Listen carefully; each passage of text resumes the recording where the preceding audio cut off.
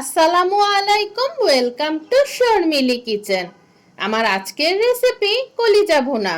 রেস্টুরেন্টে গিয়ে আমরা যে খাবারগুলো খেতে পছন্দ করি, বাড়িতে কিন্তু খুব সহজেই তৈরি করে নিতে পারি।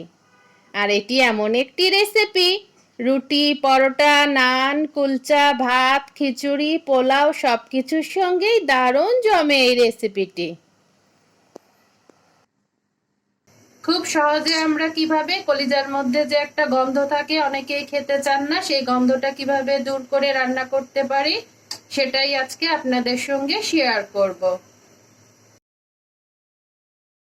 ফুটন্ত পানিতে কলিজাগুলো ফুটিয়ে নিচ্ছে।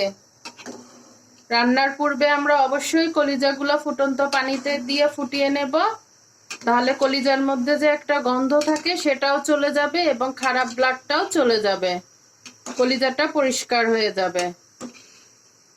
পানি ছেঁকে নিয়ে আমরা পছন্দ অনুযায়ী শেপে কেটে নেব। ভালোভাবে ধুয়ে তারপর রান্নাটা করব। পানিটা ছেঁকে নিচ্ছি। গরম তেলে হালকা বাদামি করে পেঁয়াজ ভেজে নিলাম। দিয়ে দিচ্ছি তেজপাতা, এলাচি, দারচিনি।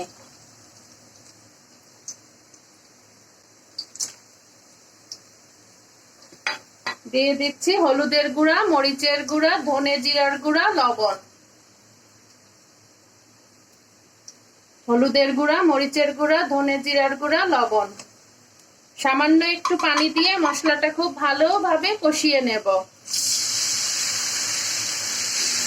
দিয়ে দেব আদা রসুন বাটা। দিয়ে দিচ্ছি আদা রসুন বাটা।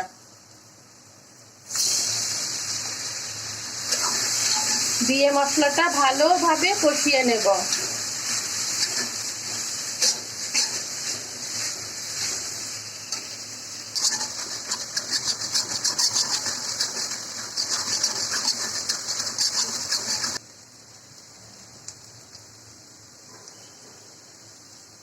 কলিজাতে দেওয়ার জন্য আমি এখানে কিছু আলু ভেজে নিচ্ছি।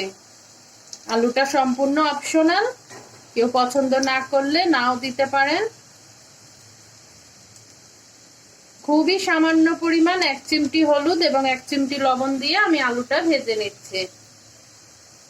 মশলাটা আমার খুব ভালোভাবে কষানো হয়ে গিয়েছে। দিয়ে দিচ্ছি সিদ্ধ করে রাখা কলিজা। কলিজাটা আমি ভালোভাবে সিদ্ধ করে পরিষ্কার পানি দিয়ে ধুয়ে নিয়েছি কেটে।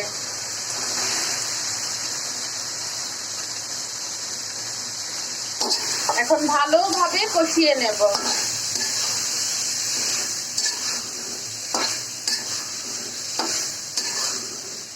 যেহেতু আমার বয়েল করা আছে, রান্না হতে খুব একটা সময়ের প্রয়োজন হবে না।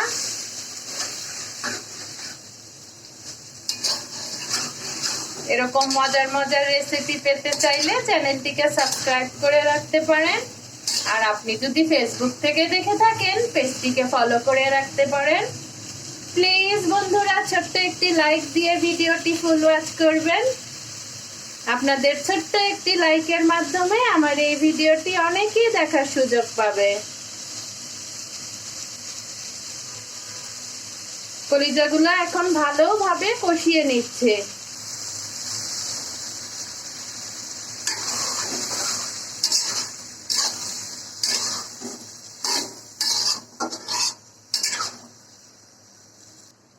কলিজাটা আমার কষানো হয়ে গিয়েছে সুন্দরভাবে। এখন পরিমাণ মতো পানি দিয়ে দিচ্ছি সিদ্ধ হওয়ার জন্য।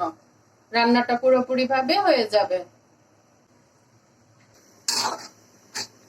রান্নার এ পর্যায়ে দিয়ে দিচ্ছি ভেজে রাখা আলু এবং বাড়িতে তৈরি তেলে নেওয়া জিরা ও গরম মশলার গুঁড়া।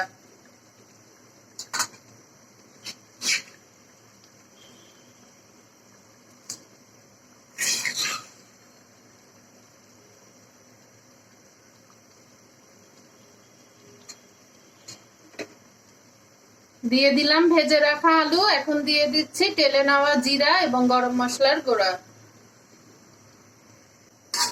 এ পর্যায়ে ঢেকে দিয়ে রান্নাটা পুরোপুরি ভাবে করে নেব। তেলে নেওয়া জিরা এবং গরম মশলা দেওয়াতে রান্নার স্বাদটা দ্বিগুণ বেড়ে যায়।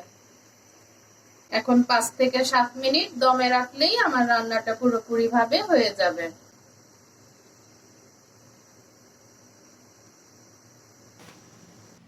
তৈরি হয়ে গেল আমার দারুণ মজার কলিজা ভুনা রেসিপি। আমি এখানে নান রুটির সঙ্গে সার্ভ করে নিয়েছি। রেসিপিটি যদি ভালো লাগে প্লিজ বন্ধুরা ছোট্ট একটি লাইক দিয়ে ভিডিওটি ফুল ওয়াচ করো। আজ আসি, আবারও চলে আসব নতুন কোনো রেসিপি নিয়ে। আল্লাহ হাফিজ, আসসালামু আলাইকুম।